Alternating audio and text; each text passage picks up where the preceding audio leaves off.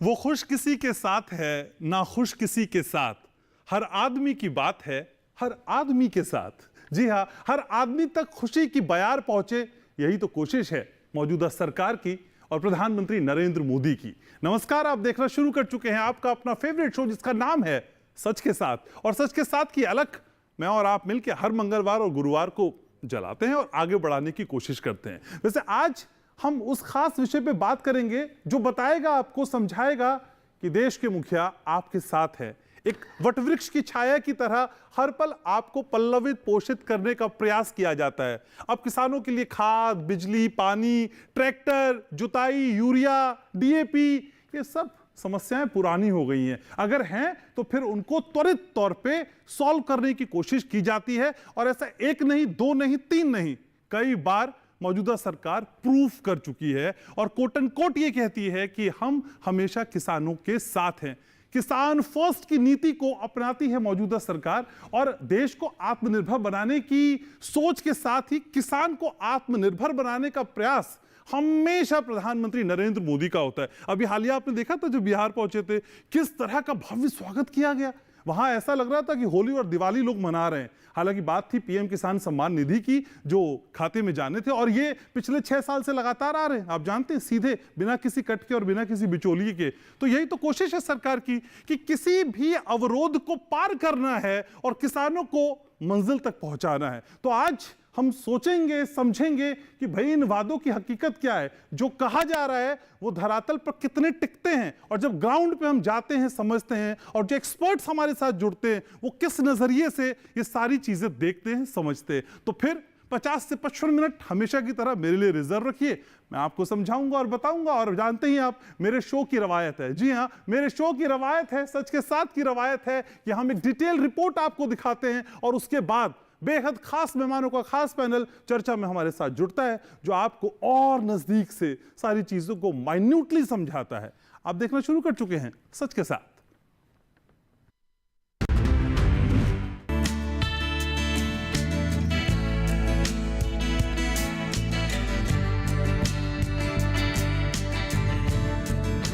किसानों को खाद लेने में क्या दिक्कत आ रही है?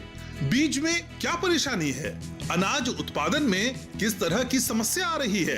किसानों को सारी योजनाओं के लाभ समय पर मिल रहे हैं या नहीं?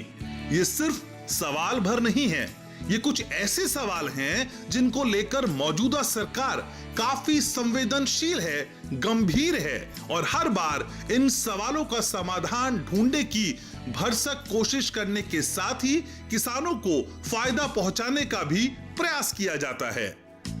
केंद्रीय कृषि मंत्री शिवराज सिंह चौहान लगातार प्रधानमंत्री के विजन को आगे बढ़ाने का काम कर रहे हैं। प्रधानमंत्री नरेंद्र मोदी किसानों से जुड़ी हर समस्या को लेकर बेहद संवेदनशील हैं और पूरे देश के सामने समय समय पर इस बात की तस्दीक होती रही है। शिवराज सिंह चौहान का कहना है कि आज जिस तरह की सब्सिडी दी जा रही है और जिस तरह सीधे किसानों के खाते में पैसा जा रहा है, वो प्रधानमंत्री मोदी की संवेदनशीलता का ही प्रमाण है।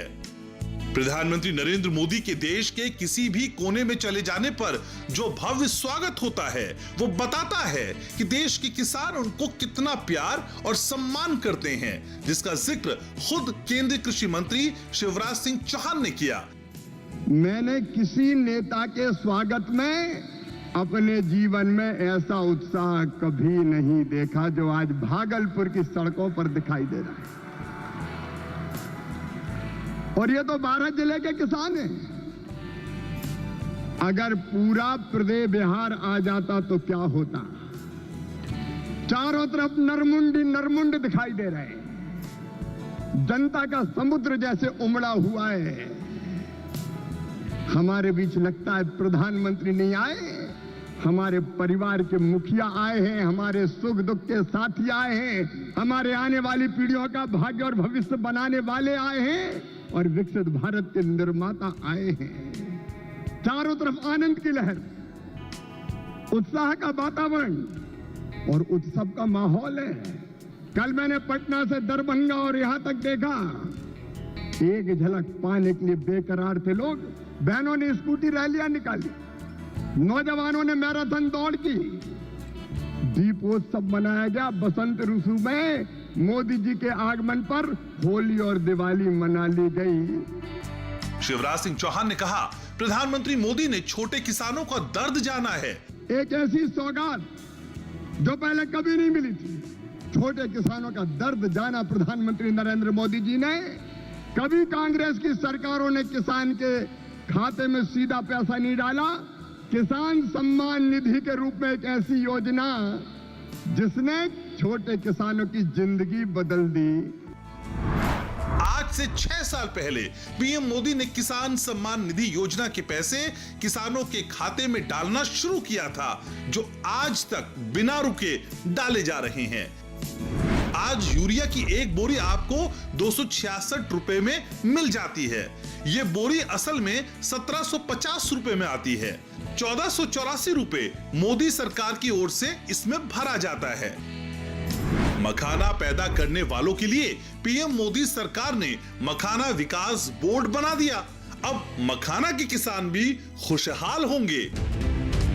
तो आज सच के साथ कार्यक्रम में सरकार की इन तमाम कोशिशों पर विस्तार से चर्चा करेंगे और साथ ही किसानों को लेकर प्रधानमंत्री मोदी के विजन को भी समझने का प्रयास होगा। तो सच के बाद आज हम लगातार समझने की कोशिश करेंगे और सच के साथ में बात सिर्फ सच की होती है, आप जानते ही हैं। और सच की बात करने के लिए मेरे साथ कुछ और खास मेहमान जुड़ रहे हैं। परिचय मैं आपका कराता हूं। मेरे साथ जुड़ रहे हैं SK Singh, deputy agriculture marketing adviser, ministry of agriculture से। सिंह साहब, बहुत बहुत स्वागत आपका सच के साथ में। मेरे साथ जुड़ रहे हैं कृष्णवीर चौधरी, अध्यक्ष हैं भारतीय कृषक संघ के। कृष्णवीर जी, बहुत बहुत स्वागत सच के साथ में आपका। मेरे साथ प्रेम शंकर सिंह जुड़ रहे हैं, सीनियर जर्नलिस्ट हैं, अक्सर मेरे शो में आते हैं, आज एक बार फिर शामिल हो रहे हैं। सर, बहुत बहुत स्वागत है आपका। मेरे साथ हरेंद्र कुमार जी जुड़ रहे हैं, नीमका गांव से आए हैं, ग्रेटर नोएडा से, फार्मर हैं और अपनी बात बहुत अच्छे से रखते हैं। बहुत बहुत स्वागत सर आपका। सबसे पहले बात जब किसान की है तो किसान से ही शुरुआत करते हैं। तो हरेंद्र जी, आपके पास ही आना चाहता हूं। आत्मनिर्भर देश बनाने की दिशा में किसान को आत्मनिर्भर बनाना है और इसी संकल्प को सरकार आगे बढ़ा रही है। एक आम किसान कितना आत्मनिर्भर बन रहा है इन सारी उपलब्धियों के साथ, जिसका जिक्र अभी हमने रिपोर्ट में किया। बिल्कुल ठीक बात है आपकी घनश्याम जी कि आत्मनिर्भर की जो पहली प्रक्रिया होती है किसान से होती है जी। और किसान देश का वो अन्नदाता है कि चाहे धूप है, बरसात है, गर्मी है, सर्दी है, जैसे भी मौसम है, अपना करके अपनी जनता का पेट भरता है। दूसरी बात अब आती है आत्मनिर्भर होने की तरफ। तो जो विजन चला रखे हैं सरकार ने, जैसे ये किसानों के लिए किसान सम्मान निधि, या अभी आपने बात करी यूरिया की जी, उस पर जो सब्सिडी है उस हिसाब से जो सरकार दे रही है उसको किसान डायरेक्ट नहीं खरीद सकता है। मात्र 266-268 रुपए में जो बोरिया में मिल रही है जी, और सरकार जैसे तरह से उस पर सब्सिडी दे रही है, ये काबिल तारीफ काम है। और यदि ये चीज़ हो जाए किसान पर लागू, तो किसान कहाँ से दे पाएगा इतना? सही बात है। डीएपी है, अन्य योजनाएं हैं, और किसान के लिए तो सरकार ने जो योजनाएं चला रखी हैं, चाहे ब्लॉक स्तर पर आ जाए आप, चाहे जिला स्तर पे आ जाएं, चाहे ग्रामीण स्तर पे आ जाएं, इसमें कुछ भागता हमारी भी बनती है कि हम निखालस ये नहीं है कि जाएंगे कहीं पे कोई चीज़ ले लेंगे। सरकार की तरफ हम अपना दिमाग कम लगाते हैं। जैसे ब्लॉक स्तर है, हमें हमारे वहाँ पे हैरो है, कल्टीवेटर है, कृषि संबंधित जितने भी हैं यहाँ, तो हमें मिलते हैं, वहाँ सब्सिडी पे मिलते हैं वो। लेकिन हम लोग नहीं वहाँ जा पाते वहाँ, या हमें उन योजनाओं के बारे में पूरा पता नहीं होता है। अच्छा, ये सबसे बड़ी समस्या है। अब दूसरी तरफ हम आए बीज की तरफ, खाद की तरफ। खाद की मुझे लग रहा है कि इस समय पर कोई किल्लत नहीं हुई है इस बार। बीज की जो बात आती है, ब्लॉक स्तर से ले लें, प्राइवेट पर चले जाएं, तो तुम्हें पता दिया तो प्राइवेट का तो मामला ही अलग है। जो चीज़ 50 रुपए की है वहाँ 100 रुपए की तो होनी है। तो किसान का जो विजन है वो हमें हर तरह से आगे बढ़ाना है, चाहे दुग्ध उत्पादन हो, चाहे फसल हो, चाहे और अन्य हमारे चाहे काम हो, तो तभी हम जाके आगे बढ़ सकते हैं, तभी हमारी भी खुशहाली आ सकती है। कुछ हम अपने आप में मेहनत भी नहीं कर पा रहे हैं इतनी। अच्छा, मशीनरी पे ज़्यादा डिपेंड हो गए। मशीनरी का मतलब चाहे हार्वेस्टिंग हो, चाहे कोई घर में दूध बिलोने से लेके चाहे किसी भी आ जाओ काम पे, मशीनरी के ऊपर हम ज़्यादा निर्भर हो गए। इसलिए जब तक हम स्वयं मेहनत नहीं करेंगे तब तक हमें फायदा नफा नहीं आएगी हमारी। अच्छा, किसान का बेसिक माइंडसेट क्या है हरिन जी, कि हमको सब्सिडी मिल जाए, हमको कुछ पैसा साइड से आ जाए, या हमारे लिए कुछ ऐसी योजनाएं बन जाएं जो लॉन्ग टर्म में हमको फायदा पहुंचाएं? किसान क्या चाहता है? देखिए, किसान के लिए तो योजनाएं बहुत सारी हैं। जैसे किसान सम्मान निधि पे आ जाइए, 6,000 रुपये साल का मिलता है, 2,000 दे रहे हैं 4-3 किस्तों में। और मुझे तो लग रहा है कि जितनी योजनाएं प्रधानमंत्री की तरफ से दी जाएं, शायद किसान उतना आलसी भी होता जा रहा है। अच्छा, ज्यादा लूट का भी माल ठीक नहीं है मेरे हिसाब से। तो किसान गुस्सा हो जाएंगे आपसे आज कुछ? हाँ, हो जाने दो, कोई दिक्कत, मैं भी किसान हूँ, मैं भी उसी चीज में आता हूँ। हाँ। जो हमें मिल रहा है और ज्यादा की उम्मीद कर रहे हैं। अभी जैसे आ जाओ, गेहूं पे आ जाओ जी, दूध पे आ जाएं। ये सही है कि किसान जो उत्पादन कर रहा है उस हिसाब से उसको नहीं मिल रहा है। एक तरफ आ जाओ, बिजनेस की तरफ आ जाओ, पानी की बोतल 30 रुपए की मिल रही है, शायद मुझे लग रहा है 30 से भी ज़्यादा ही होगी। और किसान का दूध 1 किलो 40 रुपए का जा रहा है। उस हिसाब से जो लागत है, चाहे वो फसल में है, चाहे वो दुग्ध उत्पादन में है, चाहे पशुपालन में, कैसे भी जोड़ लो, वो किसान के हिसाब से नहीं है। ठीक, अब नाराज होने वाली बात है, आप ट्रैक्टर ले रहे हैं, हैरो ले रहे हैं, कल्टीवेटर ले रहे हैं, गवर्नमेंट ने दे रखी है, ट्रैक्टर भी आप लेके आ रहे हैं, तो ऋण योजना पे आ रहा है, किसान पे वो भी नहीं भरा जाता है। लेकिन जब तक हम आत्मनिर्भर नहीं बनेंगे, हम खुद नहीं कमाने वाले बनेंगे, तब तक हमारी खुशहाली हमसे कोसों दूर रहेगी। ठीक है, तो कोशिशें सरकार के साथ खुद को भी करनी होगी, तभी ये तस्वीर बड़े तौर पे बदलती हुई नजर आएगी। कृष्णवीर जी हमारे साथ हैं। कृष्णवीर जी, हालांकि थोड़ी तबीयत आज आपकी खराब है, लेकिन फिर भी मैं आपसे सवाल पूछ रहा हूं सर। मैं ये जानना चाहता हूं सर, पिछले कुछ सालों की बात करें, पिछले 10 सालों की बात करें, कृषि बजट की बात करें, तो मेरी कैलकुलेशन में लगभग 5 गुना बढ़ा हुआ नजर आता है। 2007 से 14 तक 1.37 लाख करोड़ का बजट, और 2014 से 25 के बीच 7.27 लाख करोड़। सर, इस बढ़ते हुए दायरों को बजट के आप कैसे देखते हैं? आपका आकलन क्या है? देखिए, प्रधानमंत्री जी का सोच बहुत स्पष्ट है। उनका उद्देश्य है किसानों को आर्थिक रूप से समृद्धशाली बनाना, उनको मजबूत बनाना आर्थिक रूप से। और वो तमाम योजनाएं जो आज तक प्रधानमंत्री जी ने शुरू कराई हैं, जब हम प्रधानमंत्री किसान सम्मान निधि की बात करते हैं तो दुनिया की बहुत बड़ी योजना है। दुनिया के दूसरे देशों को भी हम देखते हैं, लेकिन इस तरह से भारत के किसानों को सहायता और सम्मान के रूप में जो सहायता राशि दी जा रही है जी। इस देश में 86% किसान ऐसा है जिसकी जोत 2 एकड़ से कम है। उसके पास बीज के लिए, अगर बीज अपना बचा लिया तो खाद खरीदने के लिए पैसा नहीं है। खाद खरीद लिया तो उसके बाद डीजल खरीदने को पैसा नहीं है। उन परिस्थितियों में जब वो जूझता है, तब उसको प्रधानमंत्री किसान सम्मान निधि के पैसे से वो सब सामान खरीद के और अपनी खेती कर पा रहा है, और तब उसकी फसल आती है और फसल से बच्चों को भी पाल रहा है और राष्ट्र की सेवा भी कर रहा है। ये हकीकत है। अब हम बात कर रहे हैं सब्सिडी की, सीधा किसानों को कैसे लाभ पहुंचाया जा रहा है। ये सच्चाई है कि 266 रुपए का जो यूरिया आज किसानों को दिया जा रहा है, उसमें 1484 रुपए की सब्सिडी है। इसका लाभ सीधे किसानों को। पहले यूरिया में भी हेराफेरी होती थी, इसलिए उसको नीम कोटेड यूरिया बनाया गया, क्योंकि सब्सिडी के यूरिया को जो किसानों को जाना चाहिए था वो इंडस्ट्री के लोग ले जाते थे, और किसान लड़ाई और झगड़ा होता था कि भाई यूरिया नहीं मिल रहा है। आज यूरिया की उपलब्धता किसानों के लिए पूरी तरीके से बढ़ाई गई है। डीएपी की उपलब्धता बढ़ाई जा रही है। पूरा प्रयास है कि समय पर किसानों को मिल सके। मांग बढ़ रही है, लेकिन उपलब्धता भी बढ़ रही है। प्रधानमंत्री जी का एक बहुत बढ़िया प्रयास शुरू किया था किसानों को बाजार में खड़े करने के लिए, लेकिन कुछ लोगों ने किसानों को गुमराह किया और उनको समझने में कहीं दिक्कत रही।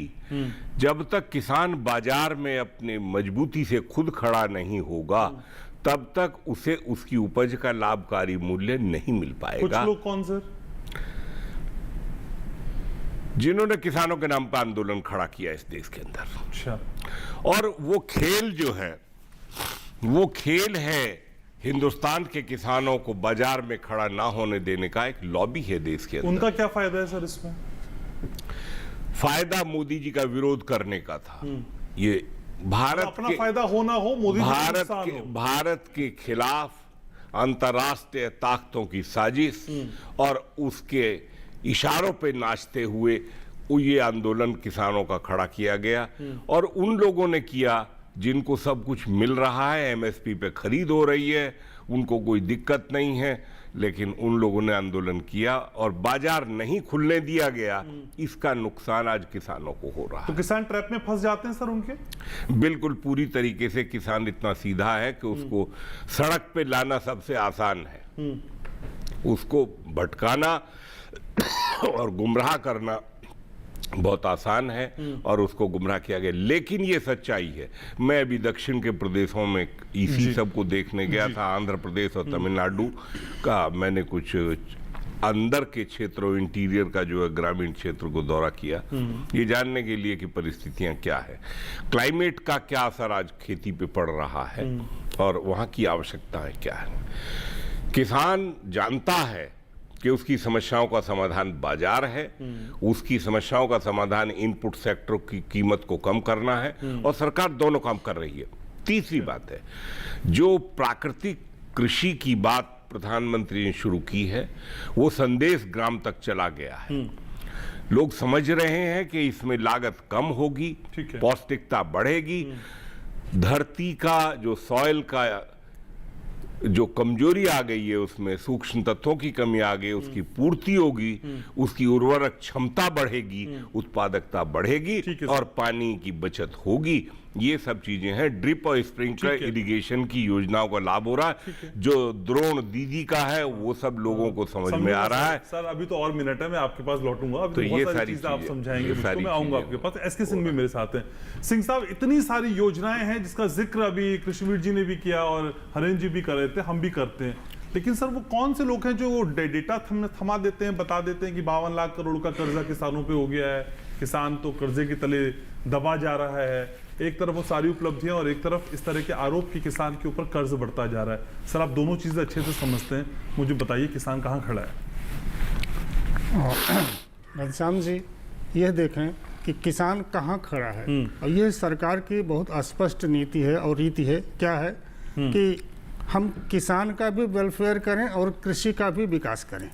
तो मतलब यहाँ पर देखना है कि किसान के हाथों में पैसा भी जाए, चाहे वो अभी बातचीत चल रही है कि किसान सम्मान निधि के माध्यम से जाए या उत्पादकता घटा के जाए। उत्पादकता जैसे जैसे घटती है किसान की आय बढ़ती है और ऋण का जो लेवल है, ऋण लेने का जो लेता है वो अपने उत्पादन के कार्यों में लगाता है, बेकार नहीं लगाता है। तो इसीलिए अब बार बार बात हो रही है कि 266 रुपये में सरकार जो है यूरिया उपलब्ध करा रही है कई वर्षों से, 1-2 वर्षों से नहीं, जबकि इसकी कीमत है 1743, मतलब 1743 रुपया मार्केट में। और यही डीएपी का देख लें, 1350 रुपये में दे रही है और 3083 रुपया है। तो मैं इसको एक इंडिकेटिव रूप में बात रख रहा हूँ कि सरकार कहाँ कहाँ काम कर रही है। आप देखें कि जब हम पूरी बजट की बात करते हैं, 1,27,000-28,000 करोड़ रुपया के बजट की बात करते हैं, तो हम यहाँ पर भी आना चाहिए कि फसल बीमा योजना जो हमारी है उसके माध्यम से हम 4 करोड़ किसानों को लाभान्वित कर चुके हैं। अगर उनकी उत्पादकता घटती है, किसी कारणवश प्रभावित होती है, तो सरकार उसको भी पूरा कर रही है। इतना ही नहीं, मैं महत्वपूर्ण बात यह कहना चाहूँगा कि इस सरकार में एक विशेष दृष्टि है। दृष्टि इस सेंस में कहना चाहूँगा कि अगर उसने समस्या तुरंत देखा है तो तुरंत उसका निवारण किया है। एक उदाहरण के तौर पर रखूँगा कि जब सोयाबीन की खरीदी होती थी तो उसमें जो खरीद पर एफएक्यू था उसमें 12% था। सरकार ने देखा कि भाई इसमें मॉइस्चर ज़्यादा है, किसानों की खरीदी कैसे होगी, सुनिश्चित कराने के लिए उसको 15% कर दिया 12 से। अब देखें कि पहली बार ऐसा हुआ है। इसके पहले क्या होता था कि आयात निर्यात जो नीति होती थी वो सुस्पष्ट नहीं होती थी, किसानों को नुकसान होता था कि कभी आयात शुल्क ज़्यादा है, कभी निर्यात शुल्क ज़्यादा है। तो अभी देखें कि सरकार ने एक पर रिव्यू करके कि कहाँ कि सरसों उत्पादक किसानों को, तिलहन उत्पादक किसानों को कैसे फायदा हो, तो कैसे हम इसकी जो है जो हमारे यहाँ माल आ रहा है उस पर हम ड्यूटी बढ़ा दें। 5% से 25% कर दिया। और ऐसा ही आप देखें कि हमारे यहाँ बासमती का राइस वगैरह है और अन्य राइस भी हैं, उनको एक्सपोर्ट करने की जरूरत है, तो एमईपी को समाप्त कर दिया गया, जो मिनिमम एक्सपोर्ट प्राइस है उसको समाप्त कर दिया गया।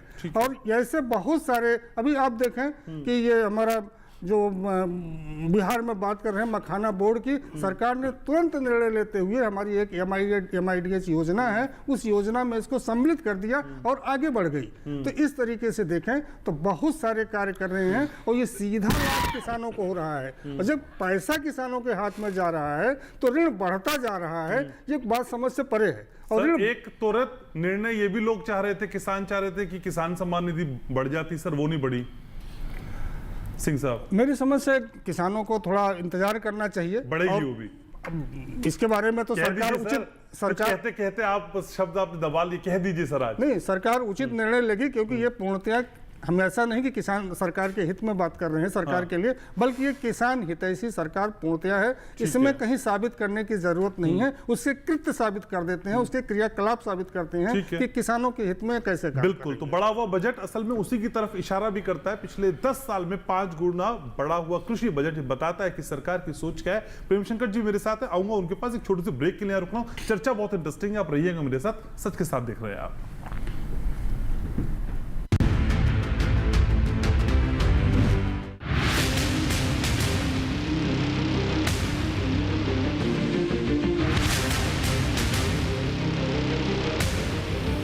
जब तपती है धरती, सूरज उगलता है आग, ठंड में जब सर्दी जमा देती सबके हाल, सब छुप जाते अपने अपने घरों में, तब बाहर निकलता सिर्फ एक इंसान, भरने के लिए हम सबका पेट, खून को पसीने की तरह देता बहा, थक जाता, झुलस जाता, हो जाता बीमार, तब उसकी सेहत का ध्यान रखता सिर्फ डीडी किसान।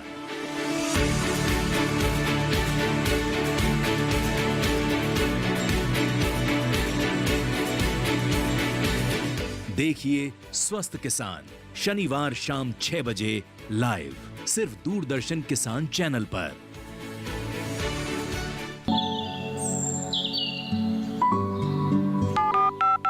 लोग कार्यक्रम के पहले कॉलर जुड़ के हैं। इस बीच हमारे पास कुछ ईमेल्स भी आए हैं। सवाल पूछिए अपना। में जो मकान पैदा करेंगे इनमें कौन सी सावधानी बरतनी है? गर्म इलाकों के लिए आप HRM 99 इनसे आप कुछ फल ले सकते हैं। जैस्मीन के पेड़ पे जैस्मीन, फल उसको पूरी खुली धूप चाहिए। फसल में कीट लगा हो या कोई बीमारी, पशुपालन में हो कोई दिक्कत या चाहिए कोई जानकारी, फोन उठाइए, नंबर मिलाइए और कहें हेलो किसान। सोमवार, बुधवार और शुक्रवार शाम 6 से 7 बजे सिर्फ डीडी किसान पर।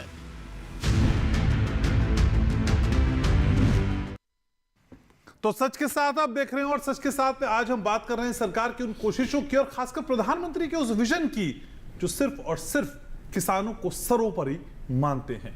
चर्चा की शुरुआत करते हैं। एक बार फिर से मेरे साथ प्रेम शंकर जी हैं, वरिष्ठ पत्रकार हैं। प्रेम सर, असल में ब्रेक से पहले की चर्चा के बाद एज ए जर्नलिस्ट आपका एनालिसिस क्या है सर? क्या वाकई ये बढ़ते हुए कदम सही ट्रैक में, we are on the right track sir?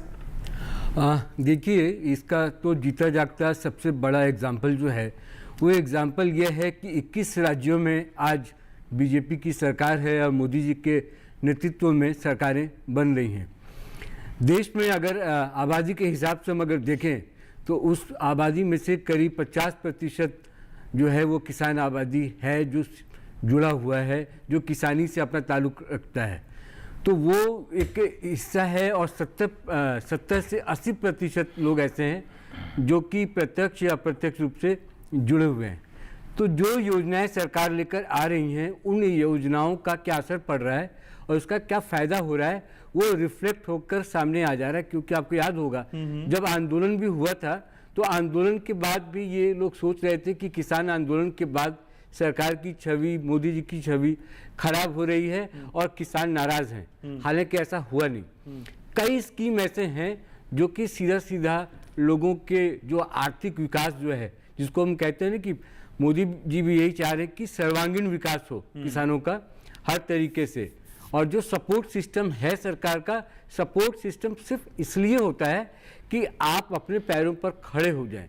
लेकिन अगर ये परमानेंट करेंगे आप, तो आने वाले समय में दिक्कत होगी। तो मुझे ये लगता है कि जितनी भी योजनाएं हैं, खासकर ये सम्मान निधि वाला जो है, आप अभी कह रहे थे, सवाल कर रहे थे कि क्या ये और बढ़ाने की ज़रूरत है, क्या बढ़ेगी क्या, तो मुझे लगता है कि इसको हम प्रोत्साहित करने के बजाय जो हम और कोई उपाय या कोई और योजनाएं लाकर उनके सामने विकल्प देने की कोशिश करें किसानों के सामने, कि वो और रोजगार किसानी के साथ साथ, खेती के साथ साथ और कोई विकल्प उनके सामने रखा जाए और उस विकल्प के साथ वो चले, तो वो आर्थिक रूप से संपन्न हो सके। सर एक चीज आपने कहा, ये बढ़ती हुई पॉलिटिकल जीत बताती है कि किसानों के लिए सरकार क्या कर रही है।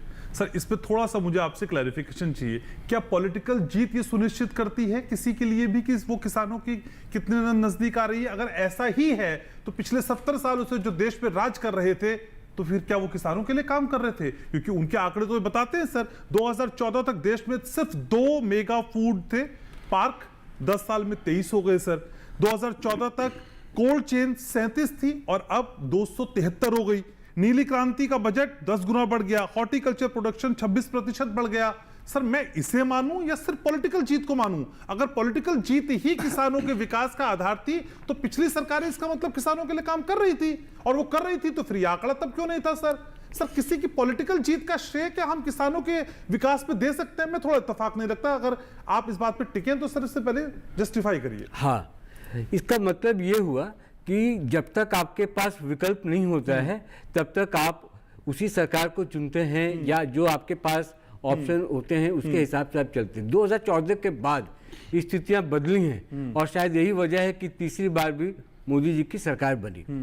जो चीजें आप कई ऐसे सिर्फ आप सर रिफॉर्म के साथ परफॉर्म करना जरूरी है ना सर। जो परफॉर्म अब हो रहा है, रिफॉर्म तो होते रहे सर, परफॉर्मेंस नहीं होती है ना, और जो भी परफॉर्म नहीं करेगा उसको लात लग जाएगी, आउट होगा सर वो। तो परफॉर्म तो करते हैं, मोदी जी तो कहते हैं इस बात को, वही हुआ, परफॉर्म करना है आपको। अगर पहली सरकारें जीतती रही तो फिर कोई मतलब नहीं है ना उस बात का। नहीं, वही हुआ। मैं वही कह रहा हूं कि जो काम सरकार कर रही है उसी का ही रिफ्लेक्शन है, उस पर मुहर लगा रही है जनता, और उस पर मुहर लगा रही, क्योंकि जो किसान हैं और जो कृषि क्षेत्र में लोग काम करने वाले लोग हैं, उनकी जनसंख्या बहुत ज़्यादा है। और मान लीजिए कि आप देश के लिए कोई भी नीतिगत फैसले आप लेते हैं या बनाते हैं, तो वो आपका एक ऐसा वर्ग है जिसमें जनसंख्या बहुत ज़्यादा है। तो मैं ये कह रहा हूँ कि 2014 के बाद ये इस काम में तेजी आई है, और जो मोदी जी का विजन है और जो एनडीए का विजन है, उस विजन को लोगों ने समझा। अब उनको सिर्फ एक ये विभाग नहीं है या एक डिपार्टमेंट ही नहीं है, ऐसे कई मुद्दे हैं जब आपको लगेगा कि 60 साल में या 50 साल में क्या हुआ और अब चीज़ें क्या बदल गई हैं। तो जो चीज़ें बदल रही हैं, अब उन चीज़ों को देख के लग रहा है कि नहीं, ये काम पहले हो जाना चाहिए था, वो हुआ नहीं। लेकिन अब मोदी जी के लीडरशिप में या उनके जो उनका विजन है किसानों को लेकर और जो योजनाएं बन रही हैं, ये सब 4, 5, 6 साल 8 साल की कहानी है। सरकार के मुखिया की सोच कितनी इंपॉर्टेंट है सर किसी भी चीज के लिए?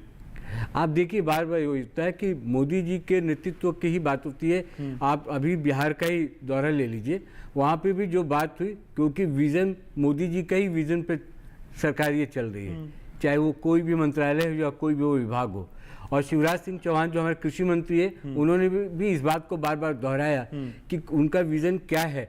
हर किसान के पास जो आर्थिक समृद्धि है वो पहुंचना चाहिए, उसके तरीके चाहे जैसे भी हों, चाहे आप सम्मान निधि ले लें, फसल बीमा योजना ले लें, ये 3-4 हैं कि आप जिस स्तर पर करना चाहें आप उस स्तर पर काम कर सकते हैं। अगर आप छोटे किसान हैं तो छोटे किसानों के लिए भी इनके पास योजनाएं हैं। अगर आप कुछ बड़ा करना चाहते हैं, जैसे आप फंडिंग की भी बात ले लीजिए, जो फंड को लेके भी एक है कृषि इंफ्रास्ट्रक्चर फंड का जो है, कि आप उसके अंतर्गत भी आप फंड लेकर आप सोचते हैं कि आप कोल्ड स्टोरेज खोल लें, या कोई आप मार्केटिंग स्ट्रेटजी कोई आपके पास है, थोड़ा सा आगे बढ़ते हैं, उसको व्यापार में लेके चलते हैं, तो किसान आज की तारीख में इस सरकार की योजनाओं के अंतर्गत वो अपने आप को एक व्यापारी भी बना सकता है, और किसान के जो प्रोडक्ट हैं उसको बाजार में भी लाकर बेच सकता है। ठीक है, तो खेतों से आगे निकल के उद्यमिता की बात अब किसान करने लगे। सर आप मेरे साथ रहेगा, हरेंद्र जी भी मेरे साथ हैं। तो हरेंद्र जी, असल में किसी भी मुखिया का आप आपके जिस हम प्रधानमंत्री को जिस रूप में देखते हैं वो कितना इंपॉर्टेंट है। और जब हम देखते हैं 109, मुझे वो बार बार विजुअल याद आता है हरिंद जी, 109 बीजों का जब जारी किया जा रहा था तो बारिश होने लगी और प्रधानमंत्री ने छतरी खुद पकड़ ली, किसानों को भीगने से बचाया। ये जेस्चर, ये पोस्चर कितना इंपॉर्टेंट है, लगता है कि कोई अपना है जो प्रधानमंत्री है। नहीं, ठीक बात है आपकी। छाता ले लिया तो छाता से किसान बच गया, वो तो बिना छाते के भी खेत में काम करता है, वो तो वहाँ भी भीगता है। वहाँ कितने छाते लगाने जाते हैं, ये दोनों बातें एक से लागू नहीं होती है। अब चलो मान लिया जी वहाँ छाता ले लिया तो प्रधान जी का विजन बड़ा हो गया।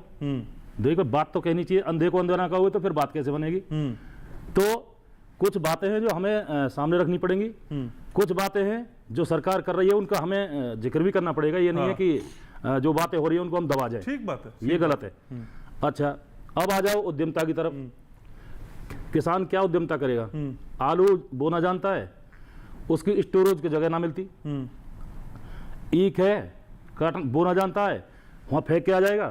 क्या उसमें वो जैसे देख रहे हैं आप, क्या जूस का काम करे, रस निकाले, या देखते पहले कोल्हू होते थे, क्रेशर चलते थे, गुड़ बनता था, अब कहाँ रहेगी ये सब चीज़ें?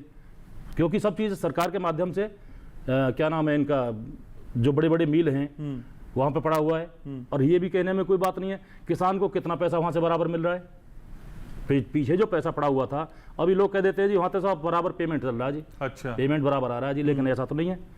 दूसरी चीज़, हम जो पैदा कर रहे हैं, चाहे गेहूँ है, चाहे मूंग है, चाहे उड़द है, जो भी फसल हम पैदा कर रहे हैं, हम उसका उपयोग सही से करना ही नहीं जानते, क्योंकि हमारे पास वो चीज़ें नहीं है जो हम उनको एक तरह से उद्यमता का रूप दे सके। तो ये सब कहने वाली बातें हैं। ठीक है, किसान जागरूक हो रहा है, किसान को वहाँ से भी मिल रहा है, तो समझे हमें ये सब चीज़ों पर बोलना भी चाहिए, कहना भी चाहिए। ये नहीं कि जी सरकार कर रही है उसके लिए ये भी मत करो कि जी ना कर रही, समझ गए? तो कहने का अर्थ ये है।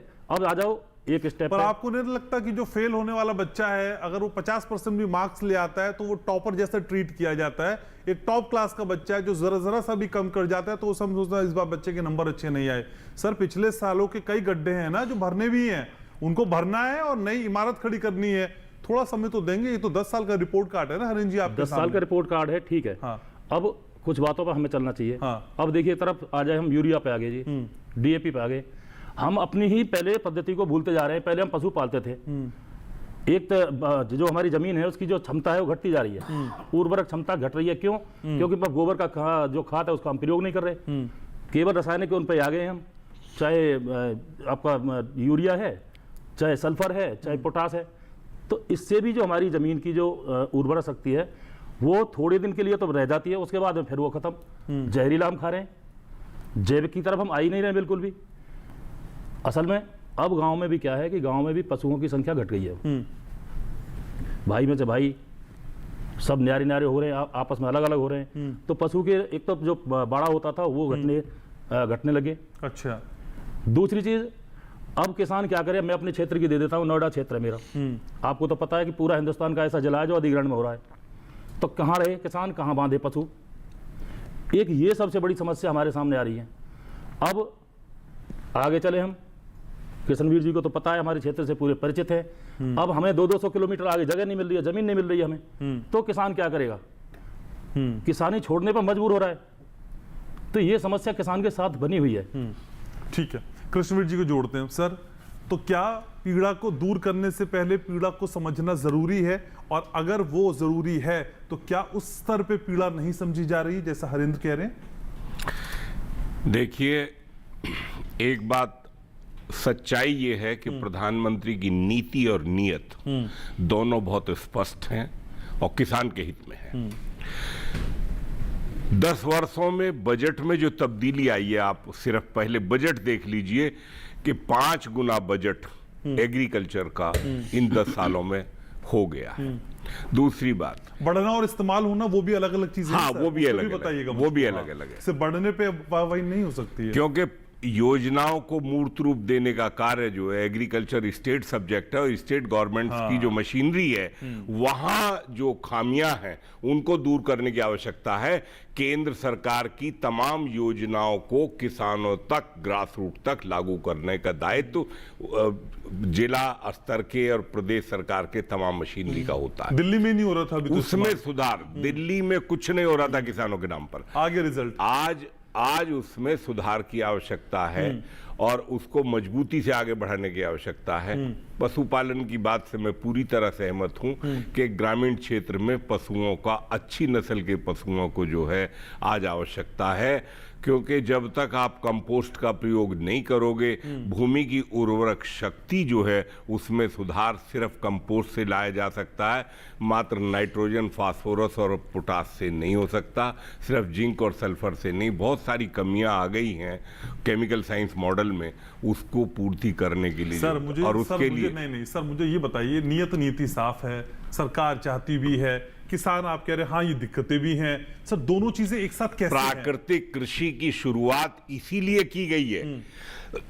आप ये देखिए कि सरकार का पहला निर्णय हुआ कि गंगा नदी के दोनों तरफ 5-5 किलोमीटर में गैर रासायनिक कृषि करी जाएगी।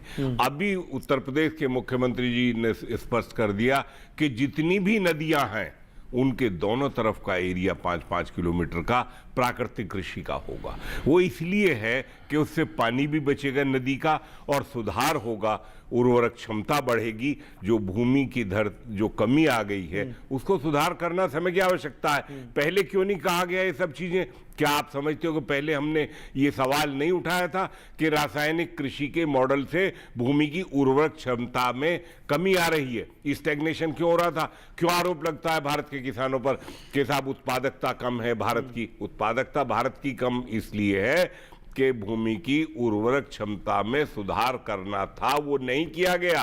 आज उस पर युद्ध स्तर पर काम हो रहा है।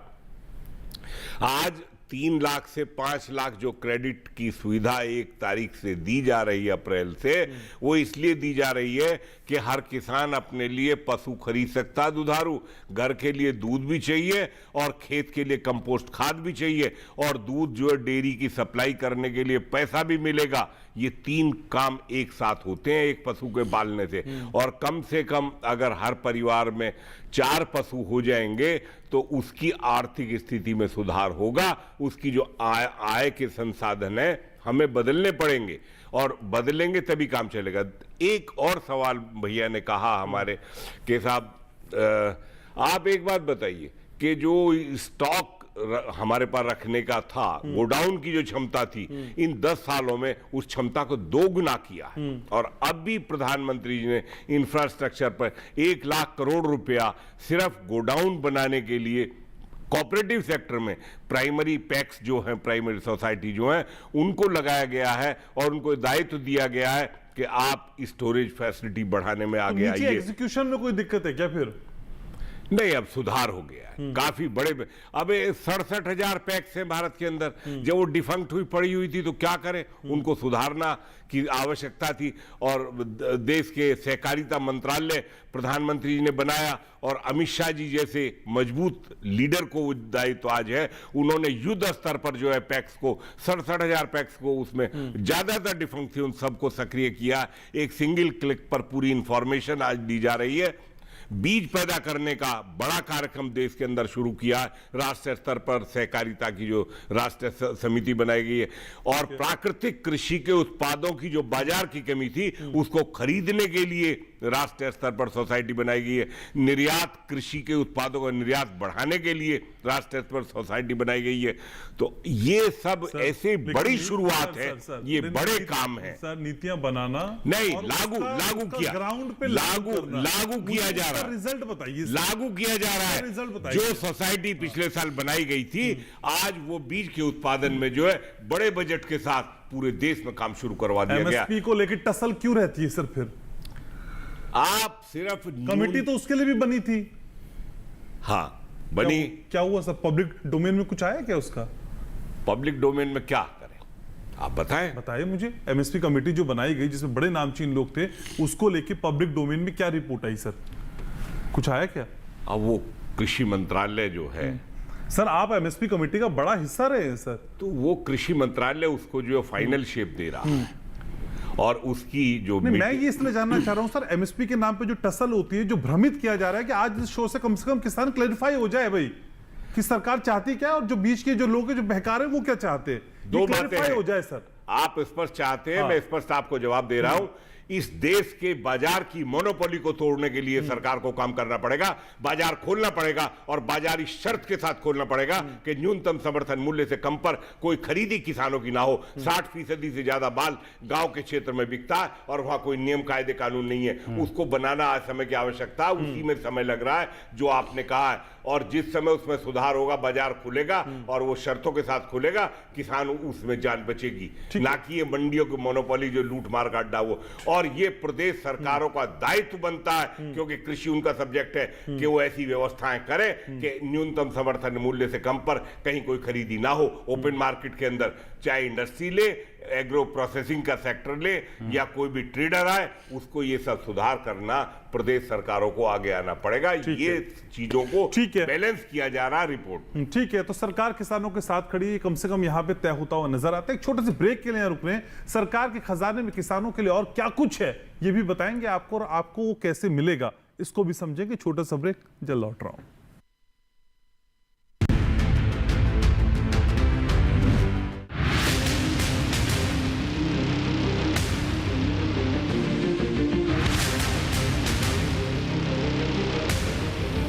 जब तपती है धरती, सूरज उगलता है आग, ठंड में जब सर्दी जमा देती सबके हाल, सब छुप जाते अपने अपने घरों में, तब बाहर निकलता सिर्फ एक इंसान, भरने के लिए हम सबका पेट, खून को पसीने की तरह देता बहा, थक जाता, झुलस जाता, हो जाता बीमार, तब उसकी सेहत का ध्यान रखता सिर्फ डीडी किसान।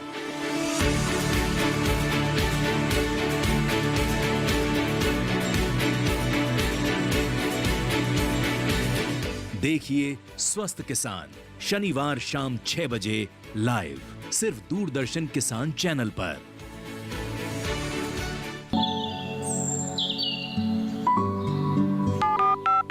लोग कार्यक्रम के पहले कॉलर जुड़ गए हैं। इस बीच हमारे पास कुछ ईमेल्स भी आए हैं। सवाल पूछिए अपना। में जो मकान पैदा करेगी, इनमें कौन सी सावधानी बरतनी है? गर्म इलाकों के लिए आप HRM 99 इनसे आप कुछ फल ले सकते हैं। जैस्मीन के पेड़ पे जैस्मीन, उसको पूरी खुली धूप चाहिए। फसल में कीट लगा हो या कोई बीमारी, पशुपालन में हो कोई दिक्कत, या चाहिए कोई जानकारी, फोन उठाइए, नंबर मिलाइए और कहें हेलो किसान।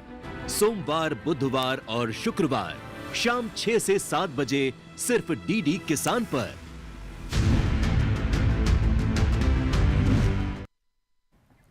तो सरकार के लिए 4 जातियां हैं, आप जानते ही हैं, गरीब, किसान, महिला और युवा। और किसान इस फहरिस्त में सबसे पहले आता है। और किसानों के लिए सरकार का दिल किस तरह से धड़कता है, ये आज हम समझने की और समझाने की कोशिश कर रहे हैं। सभी खास मेहमान लगातार मेरे साथ बने हुए। एसके सिंह साहब मेरे साथ मौजूद हैं। सिंह साहब, एक बड़े पैमाने पे और वैश्विक मानचित्र पे कृषि को लेके भारत की स्टैंपिंग जबरदस्त हो जाए, उसके लिए किस तरह की कोशिशें की जा रही हैं? और एक चीज और मुझे समझाइएगा सर, जब किसानों के लिए नीतियां बनती हैं तो मेन फोकस में क्या होता है? ब्लूप्रिंट में क्या क्या बातों का ध्यान रखा जाता है? घनश्याम जी, जब हम बड़े कन्वर्स में एग्रीकल्चर के देखते हैं तो एग्रीकल्चर को हम एक विकसित भारत के परिप्रेक्ष्य में ही देखने का प्रयास करते हैं कि हम अपनी उपज को कैसे एक्सपोर्ट करें, क्योंकि हमारा जो टारगेट रखा था 60 US बिलियन डॉलर का था। अच्छा। अभी वो 100 US बिलियन डॉलर तक जाना है। 53 US बिलियन डॉलर तक हम पहुंच गए हैं, क्योंकि इससे क्या होता है कि बाजार में मांग पैदा होती है। जब आप बाहर माल भेजते हैं तो यहाँ से सप्लाई आती है, डिमांड क्रिएट हो जाती है। और दूसरा होता है कि प्रोसेसिंग बढ़ाने के लिए सरकार का जोर है, क्योंकि बार बार आ रही है किसान को उद्यमी कैसे बनाया जाए। किसान पैदा तो कर लेता है, उद्यमिता की तरफ वो नहीं बढ़ पाता है। तो सरकार का यह जोर है कि हम गांव स्तर पर, निचले स्तर पर कैसे जो है इस तरीके के प्रोसेसिंग यूनिट को स्थापित करें, चाहे वो आपका टाटन मिशन के माध्यम से हो सकता है, चाहे वो किसी और मिशन के माध्यम से हो सकता है, चाहे फूड प्रोसेसिंग के अंतर्गत हो सकता है। तो इसके लिए कई सारी योजनाएं भी चलाई जा रही हैं। तो अब सरकार ये चाहती है कि हम एक्सपोर्ट करें और हम अपने किसानों को ये भी देखें कि वो जो है ट्रेड को कैसे बैलेंस करें, ताकि वो उनसे वो प्रभावित ना हो, बल्कि ट्रेड का वो लाभ ले सकें। और किसान का एक मिशन है कि हम प्रोडक्शन को बढ़ाएं, प्रोडक्टिविटी को बढ़ाएं। तो जब सारी योजनाओं को आप पिरोएंगे तो आप देखेंगे इसी के इर्द गिर्द हैं। अगर हम प्रोडक्टिविटी बढ़ाने की बात करते हैं तो आप देखें जितनी मिशन मोड की केवाई की योजनाएं हैं, कृषि योजना की, सारी उधर को ही जाती हैं। अगर हम बात करते हैं कि कैसे इसका कास्ट ऑफ कल्टीवेशन घटाया जाए, तो कास्ट ऑफ कल्टीवेशन में स्प्रिंकलर सेट, स्प्रिंकलर योजना, पर ड्रॉप मोर क्रॉप स्कीम लाई गई कि उसको कैसे किया जाए। और यूरिया वगैरह का, डीएपी वगैरह तो हम बात कर ही रहे हैं कि कैसे कास्ट, इनपुट कास्ट घटा करके उनका प्रॉफिट दिया जाए। और साथ ही आप देखें कई सारे राज्यों में बिजली वगैरह भी आजकल फ्री मिल रही है। तो ये बात जब किसान आंदोलन में इस बार बात हम गए थे वहाँ चंडीगढ़, अच्छा, तो यह बात भी वहाँ पे आई कि भाई लागत बहुत बढ़ रही है। तो ये कहा गया कि भाई राज्यवार लागत निकाल लिया जाए, किस राज्य का लागत कितना है, तो उस पर एमएसपी फिक्स की जाए। तो आप देखेंगे कि आपके पंजाब राज्य की लागत सबसे कम है धान गेहूं का। उसका कारण यह है कि वहाँ बिजली कंप्लीटली फ्री सिंचाई के लिए। तो फिर वो लोग किसान भाई जो वहाँ आए हुए थे उस बात को लेकर चुप हो गए, क्योंकि वहाँ मुद्दा कहाँ आया था। सो हम भटक गए हैं, लेकिन हम बात को इसको बताते हैं कि भाई इन्फ्लेशन बढ़ता जा रहा है। तो इन्फ्लेशन बढ़ता जा रहा है तो जो एमएसपी बढ़ रही है वो उस हिसाब से नहीं बढ़ रही है। तो बात आई भाई इन्फ्लेशन तो आपको हम जब फ्री में दे रहे हैं तो न्यूट्रलाइज कर दे रहा है, तो आपके लिए वो इम्पैक्ट ही नहीं कर रहा है। और अगला एक पार्ट और क्वेश्चन किया था आपने इसका, सर कोई भी योजना बनाते वक्त सरकार जब किसानों के लिए बनाती है तो विजन क्या होता है, उसका ब्लूप्रिंट में किसान कहाँ ठहरता है, मैं ये समझना चाह रहा हूँ। आज इस प्रेजेंट टाइम में किसान का पूरी योजना का जो विजन है वो 6 पॉइंट पर है। अच्छा, 6 पॉइंट पर पूरा आधारित है। फिर मैं कहीं कहीं रिपीटिशन भी होगा, लेकिन उसी बात को रखना पड़ेगा। नंबर 1 कि वह योजना हो जो प्रोडक्शन को बढ़ाए।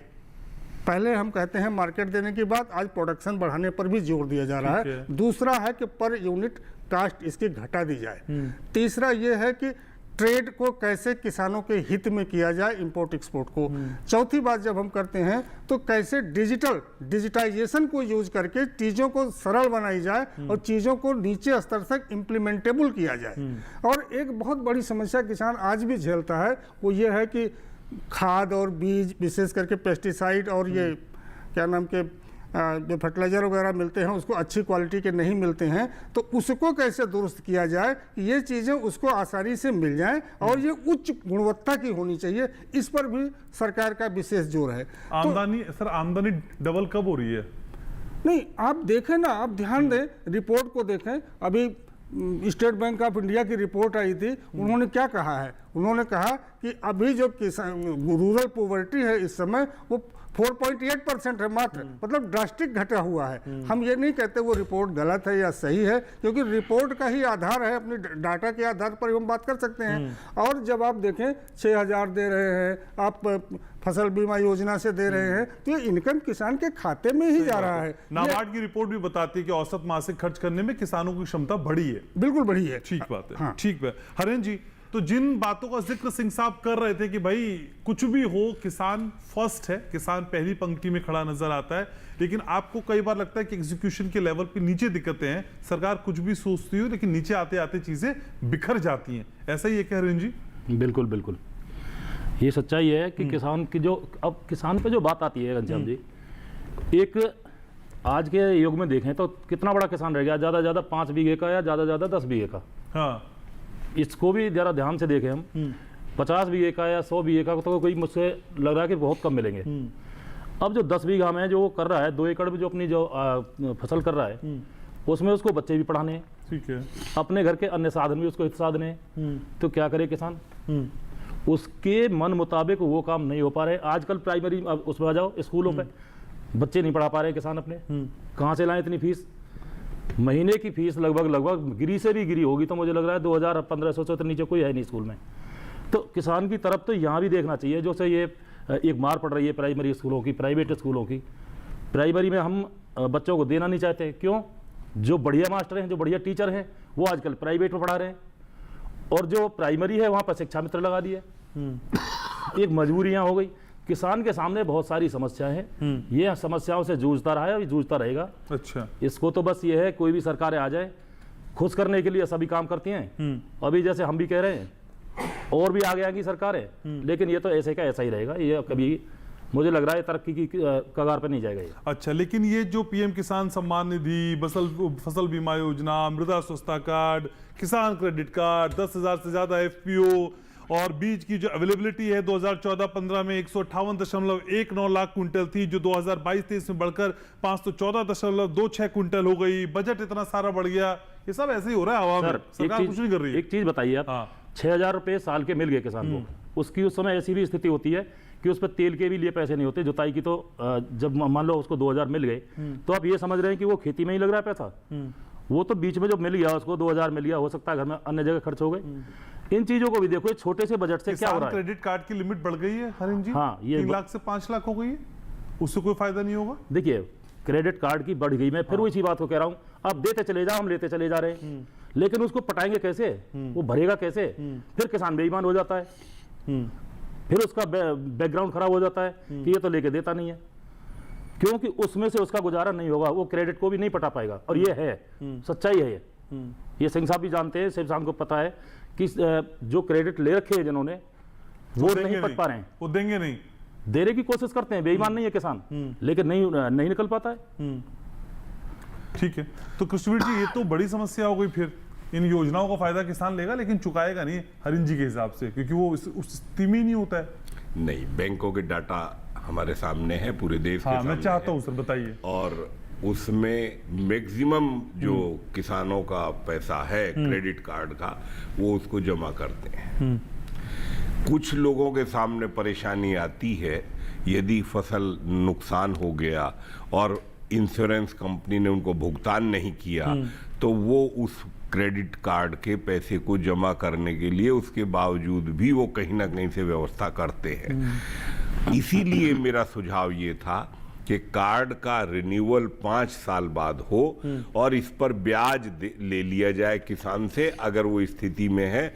और ब्याज पर सब्सिडी जो है वो तभी है ना जब 1 साल में वो जमा कर देते हैं, वो तभी उस परसेंट पे तो 3% की सब्सिडी तब है, और तब वो फिर 4% का। लेकिन फसल डिस्ट्रॉय हो जाती है तो उसके लिए भी तो बीमा है। हाँ, उसके लिए करवाइए, उसके लिए बीमा है। लेकिन बीमा कंपनियां अभी ईमानदारी के साथ किसानों के साथ व्यवहार नहीं कर रही हैं। कल ही मेरे साथ जो अमेरिकन फार्मर्स का डेलीगेशन, हिंदुस्तान में 28 जो उनके एक्सपर्ट हैं उनका डेलीगेशन आया हुआ एग्रीकल्चर सेक्टर का, उनसे मैंने ये बात पूछी थी कि आपके यहाँ जो क्रॉप इंश्योरेंस पैटर्न है वो क्या है और उसको कितने समय भुगतान हो जाता है। तो उन्होंने कहा कि अगर फसल का नुकसान हो गया है उसको असेसमेंट करने में और 1 हफ्ते में वो पैसा जो है इंश्योरेंस कंपनी हमको पे कर देती। हमारे यहाँ क्या है सर, 30 दिन में? हमारे यहाँ पूरी फसल का सीजन निकल जाता है तब जाके है, क्योंकि हमारा फर्क ये है कि आधा पैसा प्रदेश सरकारों को देती है, आधा केंद्र देती है। केंद्र अगर दे देती है अपना, केंद्र का पैसा टाइम पे जाता है, इसमें कहीं कोई शिकायत नहीं है। लेकिन प्रदेश सरकारें अपना पैसा टाइम पे नहीं देती तो पैसा किसानों को नहीं मिल पाता। और कई बार बीमा कंपनियों को समझाने में समय लग जाता है कि भाई मेरा इतना नुकसान हुआ है, वो तो मानने को भी तैयार नहीं है। वो मानने को इसलिए तैयार नहीं कि आपने उनको गांव को पूरे गांव की इकाई मान लिया। यदि अब आप ये बताइए कि हवा चली है पुरवाई और पूरब की तरफ की हवा ने आंधी तूफान से वो पूरी फसल खराब कर दी, तो जो पश्चिम के खेत होंगे आबादी के उस तरफ, उनमें नुकसान नहीं होता, उतना कम होता है। तो उसी को आप असेसमेंट करने में दिक्कत करते हैं। जबकि प्रधानमंत्री जी ने तो कहा कि जीपीआरएस से, सैटेलाइट से जो सर्वे होता, पहले तो पटवारी करता था और पटवारियों का तो पूरा भ्रष्टाचार का अड्डा था। 1-2 मिनट में बचा है। ठीक है, लेकिन फसल बीमा पे अगर आप डिटेल जानकारी चाहते हैं तो आप हमारी प्लेलिस्ट में जा सकते हैं। हमने फसल बीमा पे शो किया है। सर आ रहा हूं सर, प्रेम शंकर जी भी मेरे साथ है। प्रेम शंकर जी, लास्ट का 1 मिनट बचा है मेरे पास। सर, किस तरह की कोशिशें और सरकार को करनी होगी जिस तरह की छोटी छोटी अभी बातें हैं वो कम से कम खत्म हो जाए और किसान को वाकई फायदा पहुंच पाए पूरी तरीके से? देखिए, इसमें सीधे ये मुझे लगता है कि सरकार जो अपना काम कर रही है वो ठीक है, उसके आगे का जो काम है जो बाकी एजेंसीज को करनी है वो उसको ईमानदारी पूर्वक करे, और जो कम से कम योजनाएं बन गई हैं वो आम किसानों तक पहुंचा दें। कई बार क्योंकि एजुकेशन हमारा उतना है नहीं, तो योजनाएं तो हैं, उनकी जानकारी छोटे किसान या आम किसानों तक नहीं पहुंच पाती है और उसका फ़ायदा वो नहीं उठा पाते हैं। तो एजुकेशन एक बहुत बड़ा हथियार है वो पहुंचाने का, क्योंकि इसको आप ऐसे भी समझिए कि अब बात होने लगी है कि खेती में, कृषि में एआई का उपयोग करना। एआई पे जा रहे हैं आप, डिजिटल खेती पर जा रहे हैं, और हम बेसिक चीज़ों पर ही काम नहीं कर पाएंगे। जहाँ पर खेती करने का हमारे जो तरीके हैं जो ट्रेडिशनल हैं उसको हम आधुनिक रूप में कर ही नहीं पाएंगे, और एआई और डिजिटल की बात करेंगे तो वहाँ पर भी दिक्कत आएगी। छोटी छोटी चीज़ें हैं, 10 सेकंड में बता रहा हूँ। जैसे ये एमएसपी को लेकर भी हो रहा है कि कुछ फसलों में है, मुख्य फसलों पर है, बाकी चीज़ों में नहीं है। उससे जो छोटे किसान हैं वो फंस जाते हैं, तो उनको लगता है कि वो दायरा एक बढ़ाना चाहिए, उनको एक बाजार देना चाहिए जो बाजार उनको नहीं मिल पा रहा है। तकनीकी जो शिक्षा है उसके लिए विलेज नॉलेज सेंटर टाइप का कुछ ऐसे बनाकर उनको जानकारी गांव-गांव तक पहुंचाया जाए, और कुल मिलाकर जो है जो सरकारी योजनाओं को किसानों तक पहुंचाए। क्योंकि आमदनी आज से 10-12 साल पहले, जिसको हम पर कैपिटा इनकम कहते हैं किसानों के लिए, वो करीब 6,000 साढ़े 6,000 के आसपास का था। आज अगर आप देखेंगे तो एक रिपोर्ट में मैं पढ़ रहा था, उसमें करीब 10,200 कुछ रुपए हो गए हैं, यानी कि 4,000 के आसपास का ये जो एक बढ़ोतरी हुई है वो देखने को मिल रही है। सर पैरेलली महंगाई और फिर जनसंख्या को देखेंगे तो फिर वो आंकड़ा तो कहीं आपको कम न लगने लग जाए। लेकिन ये पॉजिटिव साइन है, और जो योजनाएं हैं अगर उसको सही से और इम्प्लीमेंट जमीनी तरीके पर हो तो योजनाओं का सही एग्जीक्यूशन बहुत जरूरी है, और किसानों को लेकर सरकार सोचती है, इसमें किसी तरह का कोई शक शुबा, कोई दो राय नहीं है। सर समय मेरे पास इतना ही, बहुत शुक्रिया आप सभी खास मेहमानों को स्टूडियो में आने के लिए, चर्चा में जुड़ने के लिए और अपनी राय रखने के लिए। Thank you so very much. तो फिर आज सच के साथ के इस अंक को यहीं समेटना होगा, गुरुवार को फिर मुलाकात होगी, लेकिन तब तक के लिए सच के साथ को आपको देखना है। और ये शो अगर आप थोड़ा सा और डिटेल में देखना चाहते हैं और छूट गया है तो थोड़ी देर में यूट्यूब का लिंक हमारे यूट्यूब चैनल पे होगा, वहां पे आपको जाना है, देखना है, लाइक शेयर सब्सक्राइब करना और ज्यादा से ज्यादा किसानों तक ये शो पहुंचाना है, क्योंकि बात आपके फायदे की है और हमको फिक्र है आपकी। देखते रहिए सच के साथ।